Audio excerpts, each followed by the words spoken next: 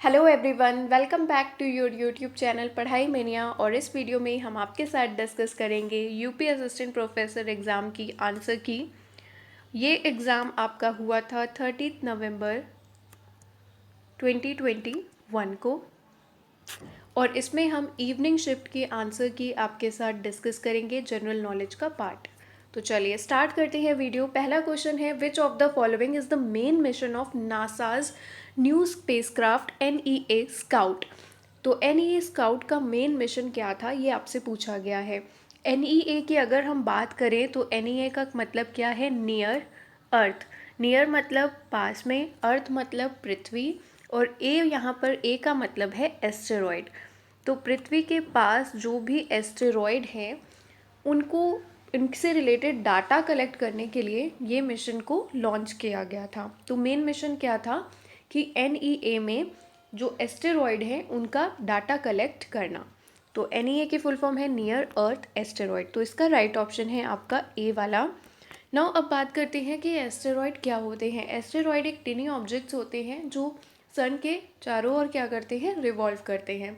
और asteroid belt जो होती है वो किसके बीच में पाई जाती है, वो पाई जाती है मार्स और जुपिटर के बीच में।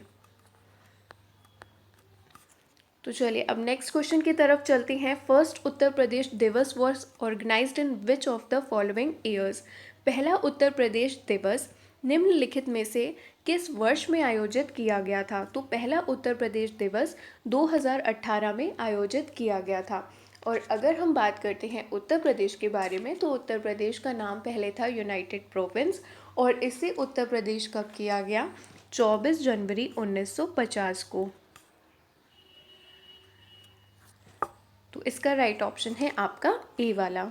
नेक्स्ट क्वेश्चन है, what is the name of covid antibody detection kit developed by DRDO। DRDO द्वारा विकसित कोविड-19 एंटीबॉडी डिटेक्शन किट का नाम आपको बताना है। तो इसका राइट आंसर है आपका डिपकोविन। तो डी ऑप्शन इसका राइट है। अब बात करते हैं DRDO के बारे में। तो डिफेंस रिसर्च डेवलपमेंट ऑर्गेनाइजेशन, इसकी स्थापना की गई थी 1958 में, और इसका हेडक्वार्टर है न्यू दिल्ली में। तो चलिए नेक्स्ट क्वेश्चन, मैच करना है आपको। एक तरफ लिस्ट 1 दिया है और एक तरफ लिस्ट 2 दिया है, आपको करेक्ट कोड बताना है। लिस्ट 1 में आपको दी गई है स्टेट, और लिस्ट 2 में आपको दी गई हैं पॉपुलर स्पोर्ट्स। तो केरला का जो पॉपुलर स्पोर्ट है वो है एथलेटिक्स, तो इसका राइट कोड हो जाएगा 2।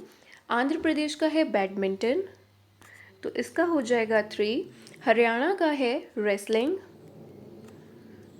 और उत्तर प्रदेश का है कबड्डी। तो 2, 3, 4, 1 जो है वो बिल्कुल राइट कोड है इसका। तो सी ऑप्शन क्या हो जाएगा, राइट हो जाएगा। और अगर पंजाब होता तो पंजाब का है हॉकी। तो इसका राइट ऑप्शन है आपका सी वाला। नेक्स्ट क्वेश्चन है, which of the following Indian state UT has introduced a new school bag policy. निम्नलिखित में से किस भारतीय राज्य केंद्र शासित प्रदेश ने एक नई स्कूल बैग नीति शुरू की है। तो वो शुरू की है दिल्ली ने। इसका राइट ऑप्शन है आपका सी वाला। The change that take place in a student by teaching is represented in there. शिक्षण द्वारा छात्र में जो परिवर्तन आता है वो किससे पता चलता है, क्या उसके द्वारा प्राप्त किए हुए अंकों से, उसके अनुभव में, उसकी उपलब्धि में, या उसकी अभिवृत्ति में, एटीट्यूड में। तो इसका राइट आंसर है आपका ए, उसके एटीट्यूड में चेंज आएगा। नेक्स्ट क्वेश्चन है, taxonomy of educational objectives in psychomotor domain was propounded bye. तो मनोगत्यात्मक क्षेत्र के शैक्षिक उद्देश्यों के वर्गीकरण को प्रतिपादित किया था ब्लूम ने। तो इसका राइट ऑप्शन है सी वाला। What is the full form of NAAC. NAAC की फुल फॉर्म क्या है, तो नेक की फुल फॉर्म होती है national assessment and accreditation council. NAAC को कब इस्टेब्लिश किया गया था, 1994 में, और इसका हेडक्वार्टर कहाँ पे है, इसका हेडक्वार्टर है बेंगलोर में। और नेक क्या करता है, हायर एजुकेशन इंस्टीट्यूशन को असेस और एक्रेडिट करने का काम करता है। और नेक फंडेड किसके द्वारा है, यूजीसी के द्वारा फंडेड है। एक ऑटोनॉमस बॉडी है, ना कि स्टैट्यूटरी बॉडी है। चलिए नेक्स्ट क्वेश्चन है, when was the first national policy of education declared. First national policy education की कब डिक्लेयर करी गई, तो वो डिक्लेयर करी गई थी 1968 में, 24 जुलाई 1968 इसका राइट ऑप्शन है। और किसकी रिकमेंडेशन पर आई थी, तो कोठारी कमीशन की रिकमेंडेशन पर आई थी। फिर इसके बाद जो इम्पोर्टेंट पॉइंट है कि इसे अनाउंस किसने किया था, मतलब किस गवर्नमेंट के टाइम पीरियड में थी, तो इंदिरा गांधी ने अनाउंस की थी। फिर एनपीई 1986, ये किसकी लीडरशिप में आई थी, ये आई थी राजीव गांधी की लीडरशिप में। और एनपी 2020 की अगर हम बात करें तो एनपी 2020 जो है वो फर्स्ट एजुकेशनल पॉलिसी है 21st सेंचुरी की। ठीक है, एनपी 2020 क्या है, फर्स्ट एजुकेशनल पॉलिसी है 21st सेंचुरी की। और इसने किसे रिप्लेस किया था, एनपी 1986 को रिप्लेस किया है, 34 ईयर्स ओल्ड। और एनपी में जो स्ट्रक्चर बताया गया है वो क्या बताया है, 5+3+3+4 वाला। चलिए नेक्स्ट क्वेश्चन है, a dynamic portal of UGC that aim towards empowerment of women in campus is known as.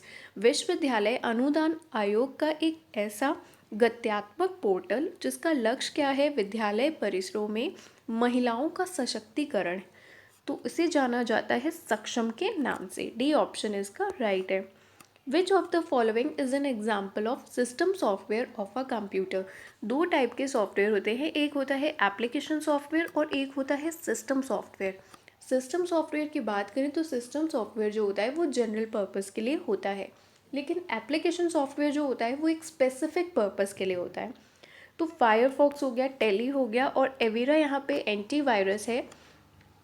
तो ये जो विंडोज़ 98 है ये क्या है, ये एक ऑपरेटिंग सिस्टम है और जितने भी ऑपरेटिंग सिस्टम हैं वो क्या होते हैं, वो सिस्टम सॉफ्टवेयर होते हैं।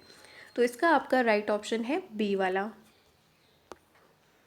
नेक्स्ट क्वेश्चन है, 1 TB of a memory is equal to, तो 1 TB is equal to 1024 GB। तो सी ऑप्शन इसका राइट है। In reference to computer what is cookies. संगणक के संदर्भ में कुकीज़ क्या है। कुकीज़ से रिलेटेड आपके क्वेश्चंस प्रीवियस ईयर एग्जाम, मतलब अभी 13 नवंबर के एग्ज़ाम में तो ये पहला पूछा गया है, लेकिन अभी आपका 30 अक्टूबर को जो एग्ज़ाम हुआ था उसमें भी आपसे कुकीज़ से रिलेटेड क्वेश्चंस पूछे गए थे। तो कुकीज़ अगर आपको थोड़ा बहुत भी पता हो कि हाँ कुकीज़ आपको वेब ब्राउज़र जब आप यूज़ करते हैं तो वहाँ पर आपको मिलती हैं, क्योंकि आपसे कोई भी आप पेज खोलते हो ना तो आपको कोई भी आप वेबसाइट ओपन कर रहे हो तो सबसे पहले आपको लिखकर आएगा एक्सेप्ट कुकीज़। तो वेब ब्राउज़र आपको सीधा सीधा हिंट यहाँ पर मिल रही है। आप ऐसे ही एलिमिनेट कर सकते थे बाकी ऑप्शंस को। तो चलिए रीड करते हैं। टेक्स्ट फाइल एक ऐसी फाइल जिसमें इंफॉर्मेशन होती है, तो बिल्कुल उसमें इंफॉर्मेशन होती है ताकि वो पर्सनलाइज कर सकें। तो इसका राइट ऑप्शन है आपका बी वाला। मॉडेम का यूज़ किस पर्पस के लिए किया जाता है, ट्रांसमिशन के, तो असिंक्रोनस के लिए किया जाता है। मॉडेम की फुल फॉर्म क्या होती है, मॉड्यूलेटर एंड डीमॉड्यूलेटर। चलिए नेक्स्ट क्वेश्चन है, which of the following is not an e commerce platform in retail business. फुटकर व्यापार में इनमें से आपको बताना है कि कौन सा एक ई व्यापार प्लेटफॉर्म द्वारा फुटकर व्यापार नहीं होता है। तो अमेज़ॉन में भी होता है, अलीबाबा में भी होता है, टेलीग्राम में नहीं होता है, बाकी टाटा क्लिक में होता है। तो इसका राइट ऑप्शन है आपका बी वाला, Telegram. Which decade has been designated as decade of biodiversity by United Nations. संयुक्त राष्ट्र द्वारा किस दशक को जैव विविधता दशक घोषित किया गया है, तो 2011-20 को जैव विविधता दशक घोषित किया गया है। और अगर आपसे पूछा जाए कि यूएन डिकेड ऑन, यूएन ने इकोसिस्टम रिस्टोरेशन के लिए कौन सा डिकेड डिक्लेयर किया है, तो इकोसिस्टम रिस्टोरेशन के लिए जो डिकेड डिक्लेयर किया है वो 2021 से 30 तक का है। ये भी आपके लिए बहुत इम्पॉर्टेंट है। और अगर पूछा जाए कि इंटरनेशनल ईयर ऑफ बायोडाइवर्सिटी कौन सा है, तो वो है 2010। 2010 को इंटरनेशनल ईयर ऑफ बायोडाइवर्सिटी माना गया है। Which of the following is in edible fungus. Edible का मतलब जो आप खा सकते हो। निम्न में से कौन सी खाद्य कवक है, तो इसका राइट ऑप्शन है C, agaricus. What are estancias. Estancias क्या है, तो एस्टेंसियस है vast cattle farms in Argentina. Argentina में बड़े पशु फार्म। तो इसका राइट ऑप्शन आपका ए है। To which of the following factors Chernobyl tragedy was related. Chernobyl त्रासदी जो है वो किस कारक से संबंधित थी, तो चर्नोबिल ट्रेजेडी जो है वो आपकी रिलेटेड है रेडियो एक्टिव रेडिएशन से। और ये हुई कब थी, ये 1986 में हुई थी। कहाँ पर हुई थी, ये यूक्रेन में हुई थी। नेक्स्ट क्वेश्चन है biodiversity of which of the following region is richer. जैव विविधता निम्नलिखित क्षेत्रों में से किसमें अधिक पाई जाती है। जैसे ही आप इक्वेटर से आगे बढ़ेंगे, पोल्स की तरफ जाएंगे, तो आपकी बायोडाइवर्सिटी जो होती है वो कम होती जाती है। तो सबसे ज़्यादा जो पाई जाएगी वो ह्यूमिड ट्रॉपिकल रीजन्स में पाई जाती है। और बायोडाइवर्सिटी से रिलेटेड आपको ध्यान रखना है, बायो का मतलब क्या होता है, बायो का मतलब होता है लाइफ। और डाइवर्सिटी का क्या मतलब होता है, डाइवर्सिटी का मतलब होता है वेराइटी। तो लाइफ फॉर्म्स में जो वेराइटी होती है वो क्या शो करता है, वो बायोडाइवर्सिटी बताता है। जैसे जेनेटिक डाइवर्सिटी हो गई और स्पीशीज डाइवर्सिटी हो गई। एक विद इन और बिटवीन के बारे में बताता है बायोडाइवर्सिटी। और बायोडाइवर्सिटी जो टर्म है वो किसने क्वाइन किया था, तो ये भी बहुत इम्पॉर्टेंट है। Term biodiversity coined by Walter रॉजन।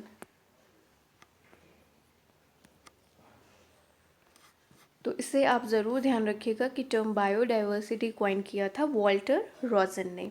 फिर अगर आपसे पूछा जाए बायोडाइवर्सिटी डे कब मनाया जाता है, तो बायो डाइवर्सिटी डे मनाया जाता है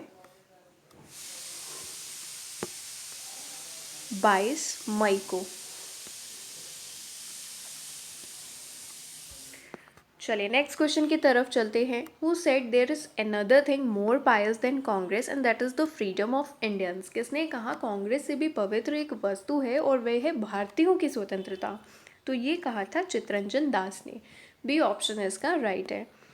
किसने तत्कालीन स्वराज पार्टी को भारत की सबसे सुसंगठित पार्टी माना है, तो सबसे सुसंगठित पार्टी माना है बर्किनहेड ने। बी ऑप्शन इसका राइट है। और बर्किनहेड ने ही चुनौती दी थी कि एक ऐसा संविधान तैयार करिए, एक ऐसा प्रारूप तैयार करिए जो सभी इंडियंस को स्वीकार हो। तो स्वराज पार्टी की अगर हम बात करें तो स्वराज पार्टी को इस्टेब्लिश किया गया था 1923 में। किसने किया था, चित्तरंजन दास और मोतीलाल नेहरू ने। चलिए नेक्स्ट क्वेश्चन है which of the following is not a form of metamorphic rock. तो इनमें से कौन सा मेटामॉर्फिक रॉक का फॉर्म नहीं है। मेटामॉर्फिक का मतलब, ये मेटामॉर्फोस वर्ड से आया है जिसका मतलब होता है कि फॉर्म में चेंज आना। तो मार्बल जो है वो भी क्या है, वो एक मेटामॉर्फिक रॉक का फॉर्म है। लाइमस्टोन किस में चेंज होता है, लाइमस्टोन चेंज होता है तो क्या बनता है, मार्बल बनता है। ठीक है। और सैंडस्टोन से क्या सैंडस्टोन से चेंज होके क्या बनता है, क्वार्टजाइट बनता है। और बेसाल्ट से क्या बनता है, सिस्ट बनता है। तो इसका जो राइट ऑप्शन है वो है आपका डी वाला, basalt. When does the salinity in ocean water decrease. महासागरीय जल में लवणता कब घटती है, या तो जब क्या होगा, बारिश ज़्यादा होगी, या फिर क्या होगा, आइस की मेल्टिंग होगी। तो इसका राइट ऑप्शन है आपका सी, जब भारी वर्षा होती है। Aravalli range is associated with which orogeny. तो अरावली हिल्स जो हैं, अरावली रेंज जो है वो एसोसिएटेड है किस पर्वत निर्माण काल से, तो प्री कैम्ब्रियन से रिलेटेड है। और अरावली रेंज जो है वो ओल्डेस्ट माउंटेन रेंजेस हैं। ठीक है, one of the oldest mountain ranges of the world. और अरावली रेंज की सबसे ऊंची चोटी कौन सी है, तो वो है गुरु शिखर।